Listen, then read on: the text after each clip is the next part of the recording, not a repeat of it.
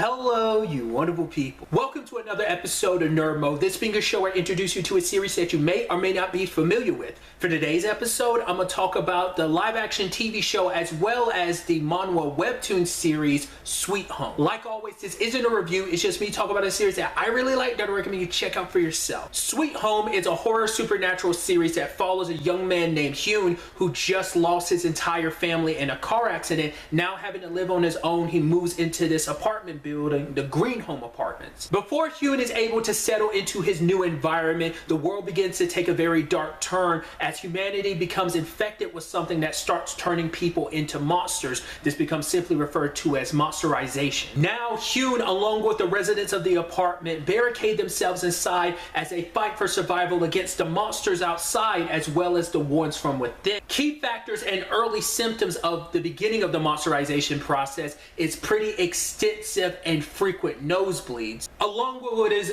perceived at the time as visual and auditory hallucinations. There's actually quite a bit more to that, but I'll just kind of leave it at that. Whether it's in the webtoon or whether it's in the TV show, at least the TV show so far, it hasn't been really explained how or why any of this happened. It's one of those apocalyptic situations where you don't know how it started. It's more of a supernatural thing more than it is a science fictional thing, and because of that, there's no real way to judge who and when someone's going to start the monsterization process. With this being the survival horror series that it is, it does not shy away from how bloody and gory it can get. Because of the very nature of this series, because anyone could turn into a monster at any point in time, it creates this everlasting sense of dread across the story. And you get to really see how that wears down people's psyche. Showcasing the different sides of humanity, you have the selfless and then you have the selfish. You have the hopeful and then the hopeless. Sweet Home is originally a webtoon manhwa. The TV show adaptation is similar, but at the same time quite different. When it comes to the differences, they can vary from very minor differences to very massive differences when it comes to both the story and its characters. Without going into spoilers, for the most part, excluding the aforementioned massive differences,